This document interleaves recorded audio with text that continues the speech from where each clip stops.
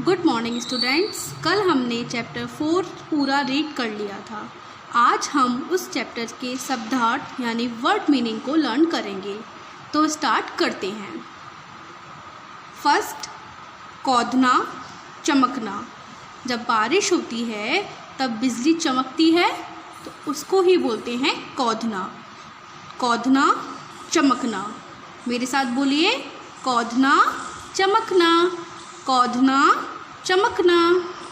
Second, बाढ़, किसी भूभाग का जलमग्न हो जाना।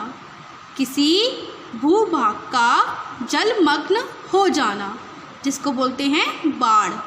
तो बाढ़ का क्या अर्थ हुआ? किसी भूभाग का जलमग्न हो जाना। अब इसका मतलब समझिए, जब बाढ़ आती है तो भूभाग यानी धरती पर जल ही जल पूरा भर जाता है, तो इसको बोलते हैं किसी भूभाग का जलमग्न हो जाना। बेला, सफ़ेद फूलों वाला एक पौधा। बेला, सफ़ेद फूलों वाला एक पौधा। एक सफ़ेद फूलों वाला एक पौधा होता है जिसको बोलते हैं बेला। बेला, सफ़ेद फूलों वाला एक पौधा। तो कौंधना, चमकना, बाढ़, किसी भूभाग का जलमग्न हो जाना, बेला, सफ़ेद फूलों वाला एक पौधा। कौंधना, चमकना, बाढ़, किसी भूभाग का जलमग्न हो जाना, बेला, सफ़ेद फूलों वाला एक पौधा। ठीक है। नेक्स्ट, मूसलाधार जोर की वर्षा। जब बहुत तेज़ बारिश होती है तो उसको बोलते हैं मूसलाधार। तो मूसलाधार जोर की वर्षा। बेचैन, अधीर, जब हम बहुत परेशान होते हैं, हमारा किसी भी काम में मन नहीं लगता है तो हम बोलते हैं हम बेचैनी हो रही है, तो क्या होगा? बेचैन, अधीर। बेचैन, अधीर। मूसलाधार जोर की वर्षा। बेचैन, अधीर। धरातल, पृथ्वी की सतह। जो पृथ्वी की सतह होती है उसको बोलते हैं धरातल। तो मूसलाधार जोर की वर्षा, बेचैन, अधीर, धरातल, पृथ्वी की सतह। विलीन होना, लोप हो जाना। विलीन होना, लोप हो जाना, गायब हो जाना। तो गायब हो जाने को क्या बोलेंगे? विलीन हो जाना, लोप हो जाना। ठीक। तो विलीन होना, लोप हो जाना। प्रसन्न, खुश। प्रसन्न, खुश। तो मूसलाधार जोर की वर्षा, बेचैन, अधीर, धरातल, पृथ्वी की सतह, विलीन होना, लोप हो जाना, प्रसन्न, खुश।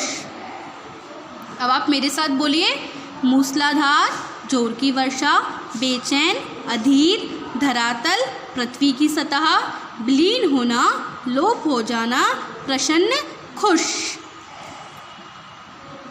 चलिए अब इनकी इंग्लिश हम लर्न करते हैं। इंग्लिश लर्न करने से पहले हम एक बार फिर से रिवाइज करते हैं।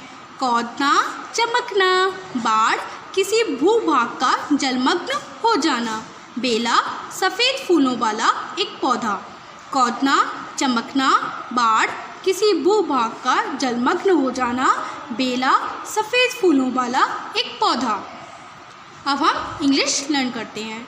कौंधना, चमकना, टू फ्लैश।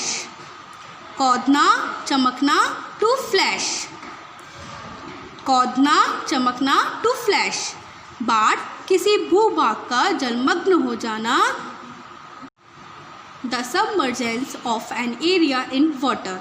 तो बाढ़, किसी भूभाग का जलमग्न हो जाना, the submergence of an area in water. बेला, सफ़ेद फूलों वाला एक पौधा। A plant of white flowers. कौंधना, चमकना, टू फ्लैश। कौंधना, चमकना, टू फ्लैश। बाढ़, किसी भूभाग का जलमग्न हो जाना, the submergence of an area in water. बेला, सफ़ेद फूलों वाला एक पौधा। A plant of white flowers. A plant of white flowers. मूसलाधार जोर की वर्षा, हैवी रेन। मूसलाधार जोर की वर्षा, हैवी रेन। बेचैन, अधीर, रेस्टलेस। धरातल पृथ्वी की सतह सरफेस। विलीन होना लोप हो जाना डिसअपियर। प्रसन्न खुश हैप्पी। मूसलाधार जोर की वर्षा हैवी रेन। बेचैन अधीर रेस्टलेस। धरातल पृथ्वी की सतह सरफेस। विलीन होना लोप हो जाना डिसअपियर। प्रसन्न खुश happy. Heavy rain restless surface disappear happy. Heavy rain restless surface disappear happy. कौदना चमकना टू फ्लैश। बाढ़ किसी भूभाग का जलमग्न हो जाना। The submergence of an area in water. बेला सफ़ेद फूलों वाला एक पौधा। A plant of white flowers. तो अब आपको वर्ड मीनिंग्स लर्न हो गए हैं। तो आपका होमवर्क ये है, आपको नोटबुक पे ये सारे वर्ड मीनिंग आपको नोट करने हैं। आपको बहुत अच्छे राइटिंग में नोट करना है, ठीक है। अब हम अपने चैप्टर की एक्सरसाइज सॉल्व करेंगे। तो फर्स्ट क्वेश्चन है ओरल क्वेश्चन, मौखिक प्रश्न। प्रश्नों के उत्तर बताइए। का निखिल अपने नाना जी के घर जाकर क्या क्या करता था। तो बताइए, आप लोगों ने पूरा रीड कर लिया है, तो निखिल अपने नाना जी के घर जाकर क्या क्या करता था, बोलिए। निखिल अपने नाना जी के घर जाकर अपने ममेरे भाई बहनों के साथ मौज मस्ती करता था, खूब ऊधम मचाता था और पार्क में खेलने भी जाता था। निखिल अपने नाना जी के घर जाकर अपने ममेरे भाई बहनों के साथ मौज मस्ती करता था और खूब ऊधम मचाता था, पार्क में खेलने भी जाता था। नेक्स्ट, निखिल क्यों बेचैन हो गया। निखिल क्यों बेचैन हो गया, बोलिए। निखिल बेचैन इसलिए हो गया क्योंकि उसे समझ नहीं आ रहा था कि गांव में इतना पानी कहाँ से आ गया। निखिल बेचैन इसलिए हो गया क्योंकि उसे समझ नहीं आ रहा था कि गांव में इतना पानी कहाँ से आ गया, ठीक है। नेक्स्ट, भाप बादल कैसे बन जाती है। भाप बादल कैसे बन जाती है, बताइए। भाप आकाश में जाकर नन्ही नन्ही बूंदों में बदल जाती है और नन्ही नन्ही बूंदों का समूह ही बादल बन जाता है। भाप आकाश में जाकर नन्ही नन्ही बूंदों में बदल जाती है और नन्ही नन्ही बूंदों का समूह ही बादल बन जाता है। तो ये हैं हमारे ओरल क्वेश्चंस। अब हम नेक्स्ट क्वेश्चन सॉल्व करते हैं। आपकी सेकेंड एक्सरसाइज है बहुवैकल्पिक प्रश्न, एमसीक्यूज क्वेश्चंस।